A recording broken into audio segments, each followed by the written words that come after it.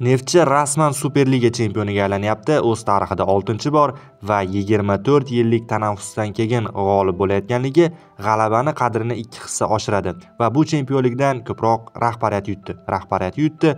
Levchenko borasida oxirgacha ishonch bildirib kelindi.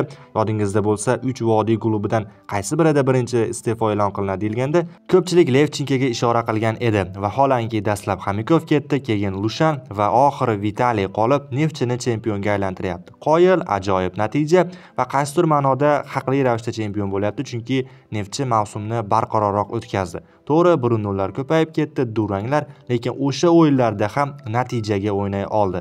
Va endi klub keyingi yil Elit Chempionlar Ligasida ishtirok etadi. Mamlakat chempioni sifatida xalqaro maydonda ham mana shunday natijalarni kutib qolamiz.